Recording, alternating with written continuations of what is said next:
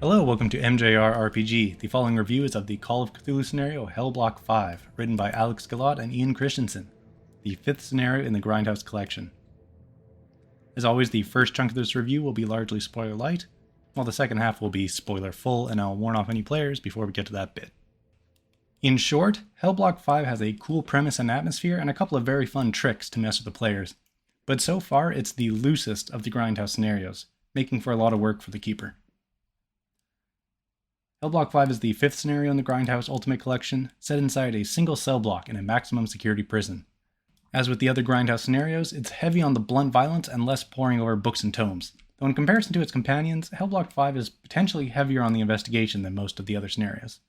Emphasis on potentially, as the scenario has the loosest structure of the 5 Grindhouse entries I've run so far, meaning it will vary hugely from keeper to keeper and table to table. The scenario covers 18 VHS cassette-sized pages, with 12 for the main text and NPC stats, a full page map, 2 pages for the title and an art piece, and 4 pages for investigator sheets. As with all its sibling Grindhouse scenarios, the text is laid out non-consecutively, with clearly labeled sections for threats, characters, locations, and story beats separated by occasional stat blocks. This is a clean way of organizing a scenario that encourages keepers to make a scenario of their own, rather than follow a point-by-point plotline. But I found it more difficult to work with in Hellblock 5 than the other Grindhouse scenarios so far. The pre-generated investigators are among the best in the collection so far, though, with their backgrounds complementing the mythos theme of the scenario, and the players found easy hooks to roll with them. Hellblock 5 gets straight into the thick of things. After a short bit of narration, the players are dumped into the cell block and need to figure out what to do. Given the setting and loose premise, it shouldn't be too much of a spoiler to say that it's basically an escape room scenario. The difficulty of escaping is left largely up to the keeper, both because the keeper has a number of tools to make things easier or more difficult, and because, again, the scenario is very loose and requires the keeper to put together the overall structure.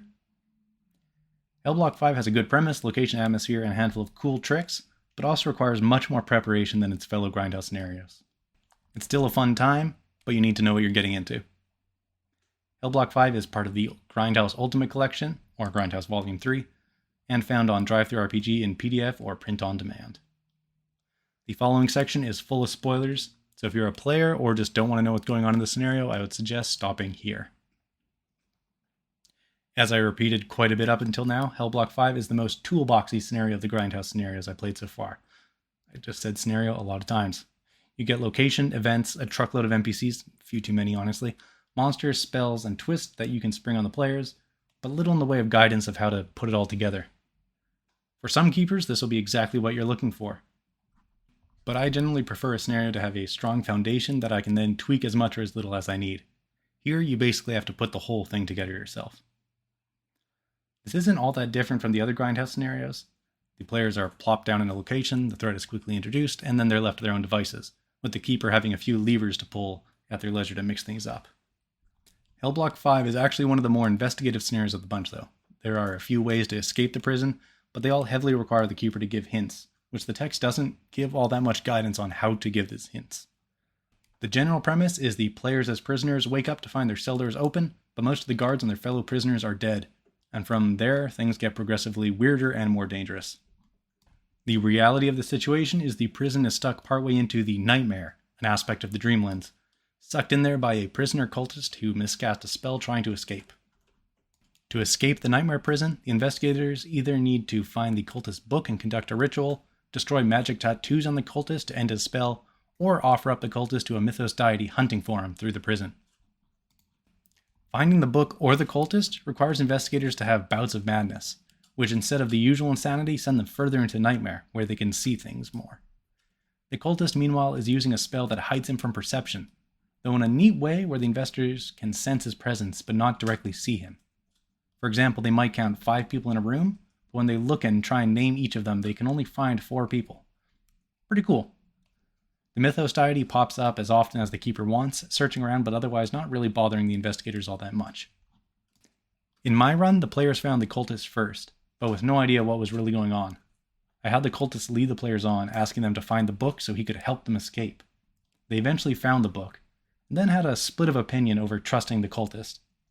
Half did and handed over the book, assisting him in casting an escape spell, while the other 2 stayed behind.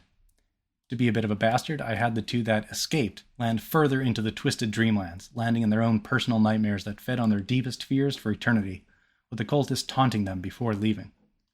Meanwhile, the two that stayed behind fell in a blaze of glory to the nightmare creatures. I enjoyed how it turned out, and most of the players seemed to as well, but this is in no way covered as a potential outcome in the text. I would bet most runs of the scenario will end completely differently. A good thing, more or less, but it comes about mostly because keepers will need to heavily improvise or plot out the scenario beforehand. Again, I generally prefer scenarios that can be run as is after a read-through, rather than need to be assembled beforehand, especially for small little scenarios like this. It was still a good time, and with plenty of good ideas in it. I really like the idea of the cultist hiding in plain sight and the deity trying to find him. But I would recommend really any of the other Grindhouse scenarios first if you haven't played them yet. All have the same player-first toolbox approach with neat premises and twists, but most are easier to run. Again, Hellblock 5 has a good premise, location, atmosphere, and a handful of cool tricks for the keeper to play with, but it also requires much more preparation than its fellow Grindhouse scenarios. Hellblock 5 is part of the Grindhouse Ultimate Collection, or in Grindhouse Volume 3, found on DriveThruRPG in PDF or print on demand. Thank you for listening. As always, credit to Cryochamber for use of their album Cthulhu. If you've been hearing weird sounds in the background, apologies, that is a crazy dog eating everything. Until next time, have a good one.